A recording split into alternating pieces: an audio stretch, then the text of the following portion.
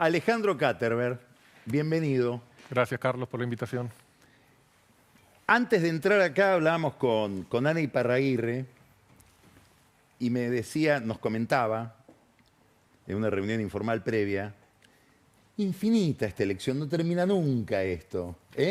Bueno, es parte de la Argentina y no tuvimos primarias este año. Será por eso a lo mejor. O sea, estamos hablando de esta desde el proceso electoral se hace muy largo. Las decisiones electorales y el juego electoral empiezan mucho tiempo antes, sobre todo con un calendario donde los gobernadores empezaron, como es habitual, a desacoplar en sus provincias las elecciones locales en sus legislaturas, y ahí empezó el juego del gobierno de presentarle batalla y pelea a cada uno de ellos. Y ahí se empezó a desencadenar lo que vos explicaste recién y lo venís contando lunes tras lunes, el error para mí crucial del gobierno de no haber transformado los acuerdos políticos en acuerdos electorales. Todo lo contrario, haber roto esos acuerdos políticos, lo que llevó a una pérdida del control del Congreso, lo que llevó a una pérdida de control de la agenda pública, lo que llevó a incertidumbre y temor en los mercados, lo que llevó al veto del gobierno de medidas que el Congreso sacaba, obviamente de tinte muy popular, lo que generó a su vez más caída en la imagen pública y mayor incertidumbre, y lo que terminó con una derrota electoral en la provincia de Buenos Aires que generó un impacto muy grande. Digamos, toda una cadena de errores y deterioro y pérdida del control de la agenda pública. ¿Te acuerdas el primer año de este gobierno que no paraban de dominar día tras día lo que se discutía en este país? Bueno, hace meses, salvo con la excepción de estas últimas semanas, porque otro de los favores que le hizo Trump a este gobierno fue darle aire para recuperar el control del debate. Hasta la reunión con Trump o hasta estas últimas semanas, el gobierno seguía perdido y no hablando podía... de Pert. Ahí no podía tener algún mínimo control sobre la agenda pública y el debate público. Ahora Bueno, te quiero hacer esta pregunta a partir de lo que estás diciendo. Yo creo que hay en mucha gente, percibo, mucha gente muy politizada, dirigentes políticos, hasta colegas tuyos, un estado de perplejidad. Que si miro esto que acabas de decir y pongo una lupa sobre los últimos 4 meses y veo los datos de lo que ha pasado, este gobierno va a un desastre electoral. Y cuando aparecen los números, daré la impresión de que va a ser una elección que hasta la puede ganar. sí. Hay como una rareza. No, primero la perplejidad viene más allá del resultado electoral que venga o no el domingo, sino la perplejidad viene por cómo un gobierno en tan poco tiempo pudo perder la dinámica en la que estaba encaminado.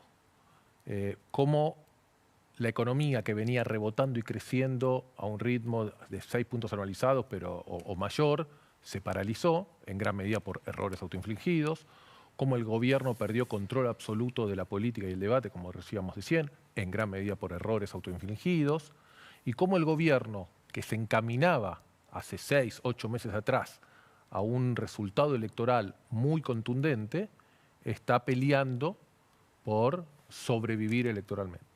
Yo te diría, Carlos, que de los 4 escenarios que uno podía imaginarse, digamos que te lo simplifique, un escenario muy positivo. ¿Qué quiero decir un escenario muy positivo?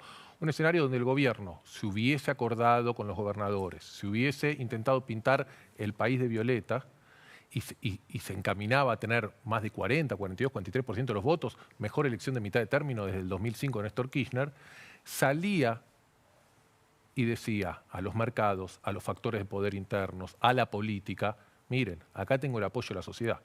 En gran medida alquilado, los gobernadores tienen gran parte de esos Siempre es apoyos. alquilado. Pero bueno, pero es cuestión de la construcción de esas narrativas, de esos mensajes. Entonces, ese escenario donde el gobierno decía: me apoya la mayoría de la mayoría de la gente apoya el camino y los cambios que estamos emprendiendo. Tenemos las condiciones armadas porque hemos armado una coalición política o acuerdos políticos con un sinnúmero de actores políticos que cada vez tienen más autonomía, que son los gobernadores. Eso le hubiese permitido al gobierno plantear y tener un interbloque mayoritario en la Cámara de Diputados. Eso hubiese contribuido a lo más importante, que bajara el riesgo país, que se le abrieran los mercados al gobierno, que pudieran hacer rollover de deuda el año que viene y despejar la cancha del programa económico del 2026. Ese escenario lo implosionaron, lo rompieron por decisiones estratégicas electorales, por errores en la elección de candidatura, por la crisis política. Vos dijiste, empezando la editorial, acá hay un líder, falta construir un oficialismo, pero terminaste diciendo sin orden político no hay nada. Coincido en parte, hay líder, pero hay problemas de liderazgo fenomenales. Y lo que mostró Milei en estos últimos tiempos son problemas de liderazgo político fenomenales. Y en mi hipótesis, la gran más proporción de la crisis que estamos metidos es por cuestiones políticas. Y la gran debilidad electoral que el gobierno está teniendo comparado a su potencial que hubiese sido hace unos meses atrás es por errores políticos. Entonces, ahora te quiero preguntar esto, a partir de la lógica de lo que estás diciendo. Entonces yo me pregunto, el gobierno tiene que relanzarse. ¿Cuánto en ese relanzamiento lo puede ayudar para ese relanzamiento un éxito electoral y cuánto depende de otras cosas que hacen que el éxito electoral sea importante, sea necesario, pero que no sea para nada suficiente? Entonces, ¿qué otras cosas requeriría además de ganar una elección? Déjame que te haga una analogía. Dado que el escenario más positivo está fuera del tablero, y supongamos que el escenario más negativo no sea este domingo. Un escenario más negativo tiene que decir un gobierno sacando algo cercano a sus votos de octubre de hace 2 años, un 30, 32% de los votos, perdiendo en provincias donde debería ganar, solo ganando y no ganando bien en provincias o en la ciudad de Buenos Aires, en Mendoza, en provincias donde era obvio que tenía que ganar. Un resultado donde pierde por 10 puntos con el peronismo. Digamos, saquemos el resultado, que ese resultado genera problemas de todo tipo. Genera incertidumbre en los mercados, genera las dudas sobre cómo reacciona el gobierno americano a eso, le aumenta el costo político a los gobernadores de volver a la mesa de negociación, porque ya tienen que acercarse a una mesa de negociación con un gobierno desprestigiado que viene de ser derrotado fuertemente. Eso estaríamos en un problema. Si eso no se da, y vamos a lo que vos me decís, los matices de la elección, yo te diría que la analogía que tengo es, este es un paciente que tuvo un infarto, que se despierta en la clínica, en terapia intensiva, y el médico le dice, mirá, tuviste un infarto, sobreviviste, vas a andar bien. No tenés un cáncer, no te vas a morir en 6 meses, no tenés una enfermedad que no sabemos cuál es, que no sabemos por dónde encontrarle la cura. Están muy claras las indicaciones. Come bien, haz ejercicio, deja de fumar, dormí bien y vas a andar bien. Ahora, la pregunta es, cuando sale el paciente de esa clínica, ¿hace caso o no? ¿Qué te quiero decir con esto? Para mí es tan o más importante qué pasa el 27 que qué pasa el 26. Porque el resultado del Parlamento, si nos movemos dentro de los parámetros de un resultado electoral más o menos normal, lo que estamos diciendo, ni se come una paliza, ni gana por un montón que ya está descartado, el Parlamento ya más o menos está jugado. La descripción es lo que más o menos dijiste. El gobierno, nadie va a tener mayoría, las 2 primeras minorías van a seguir siendo el peronismo, el gobierno con el PRO va a pasar a tener 1/3 seguro en la Cámara de Diputados, seguro, en el Senado va a estar cerca, va a depender de generar acuerdos con los gobernadores. En el Senado el gobierno va a necesitar unos 13 senadores adicionales a los que tenga, los va a tener que ir a buscar a los 18 senadores que están ahí en el medio, de los cuales 14 obedecen o van a obedecer a indicaciones de los gobernadores. En la Cámara de Diputados, con el PRO va a tener unos 100 diputados, va a tener que ir a buscar unos 29. Bueno, va a tener que ir, hay unos 30 diputados que son de los gobernadores. Entonces, en el Congreso eso está jugado. Lo que no sabemos si está jugado es qué hace el presidente el día después de la elección. El resultado de la elección dará el nivel de daño que tuvo el paciente con el infarto. Hoy pero que no... acá hay un líder, pero hay enormes problemas de liderazgo. Entonces la pregunta obligada es, ¿qué esperás que haga? Bueno, claro. ¿Qué indicios tomarías? Sí, el gobierno tiene que, primero, el presidente tiene que dejar la etapa adolescente de su liderazgo. Menem en un momento se afeitó las patillas. El presidente tiene que comprender que no hay economía si no hay política. El presidente tiene que comprender que su segunda etapa de gestión no va a ser igual que la primera, que no va a tener el apoyo del 55 o 60% de la población, sino que va a gobernar como casi la totalidad de los presidentes del mundo con una minoría robusta que lo apoya. El presidente va a entender que lo que lo trajo hasta acá en términos de comunicación no es lo que lo va a llevar, que el transmitir esa bronca, ese enojo que captó muy bien hace 2 años no es lo que hoy satisface a la sociedad, que las principales críticas que la gente le hace es a su estilo de comunicación, a su autoritarismo, a su agresión, a su falta de empatía, de sensibilidad social. El presidente va a tener que entender que va a tener que reconstruir un armado político que le garantice volver a tomar control del Congreso o frenar la sangría con 1/3 solo, y la idea de plantearme 1/3 a vetar cosas acá del Congreso, vamos a una parálisis que termina mal. El presidente va a tener que rearmar y generar liderazgo al interior de su gobierno. Hay crisis al interior constantes. El gobierno ha expulsado diputados, no es un presidente que suma, expulsa. Bueno, el presidente va a tener que terminar con su ataque constante a los medios de comunicación y a los periodistas. Va a haber que haber un rearmado en la parte política y seguramente va a haber que haber un rearmado en la parte económica. Esas indicaciones están, las instrucciones del médico están, no son nada de otro planeta. La pregunta es si el paciente tiene la capacidad, la voluntad, la estructura emocional o psicológica para decir, che, tengo que hacer algo distinto en esta segunda etapa de gestión de lo que hice en esta primera. ¿Cuánto en esto interviene la identidad de quienes sean los miembros del gabinete? Toda esta discusión que hay, se va Franco, si avanza Caputo, si llega Macri, ¿lo ves como algo folclórico, como algo intrascendente? No, no es intrascendente, pero no lo veo como el dato fundamental. Acá, más allá que las personas, acá para mí el punto central es la conducción política del presidente y los lineamientos que el presidente baje.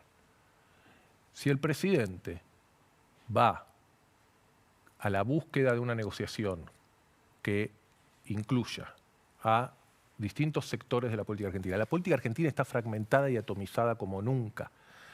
Las estructuras políticas nacionales desaparecieron, los liderazgos que dominaron los últimos 20 años no están más o están muy debilitados. Acá no es un presidente que se tiene que sentar, no sé, Alfonsín se sentaba con Duhalde y negociar un acuerdo. Acá es un presidente que se tiene que sentar con 20 pequeños actores políticos que cada uno tiene una pequeña dosis de poder y que cada uno está tratando de maximizar su interés, en gran medida los gobernadores, que es mantener su control y su poder y reelegir en sus propias provincias. ¿Cómo mirás en este panorama que estás trazando, que es tan interesante todo lo que dijiste, que es una gran pintura, el papel de este grupo? ¿Qué es Provincias Unidas? Porque no se lo mira demasiado para lo que vos estás diciendo, que hay que mirar mucho ahí para lo que viene. Sí. Para mí, me estoy refiriendo al grupo de gobernadores que se abroquelaron, digamos, en defensa propia. Cada uno agredido por el gobierno en su distrito, ¿no? Para mí, Provincias Unidas es el mejor ejemplo de la ineficacia del gobierno. El gobierno armó un cartel en contra suyo. Y yo creo que el gobierno debería, si querés, en cierto sentido, salir a romper ese cartel después de las elecciones. A ver si tiene la capacidad de ir a negociar individualmente con todo ese entramado de distintos actores, que cada uno tiene demandas distintas, de intereses distintos. Supongo que los dirigentes de Provincias Unidas van a intentar aglutinarse, juntar fuerzas y negociar como un bloque en el Congreso. Hay que ver si eso se logra, pero de vuelta. Yo creo que el día después de las elecciones, si el gobierno haciendo mejor elección, ganando en más provincias o ganando en menos provincias, sacando algo más cerca de 38, sacando algo más cerca de 35, perdiendo por 3 o 4 contra el peronismo o ganándole a Fuerza Patria, dependiendo de cómo cada uno quiera contar los votos, acá el punto es el presidente recuperando el control, planteando la nueva agenda, planteando cuál es la promesa, la nueva promesa que le hace a la gente. Yo, además de todos los errores, yo creo que el gobierno se equivocó en su narrativa electoral este año.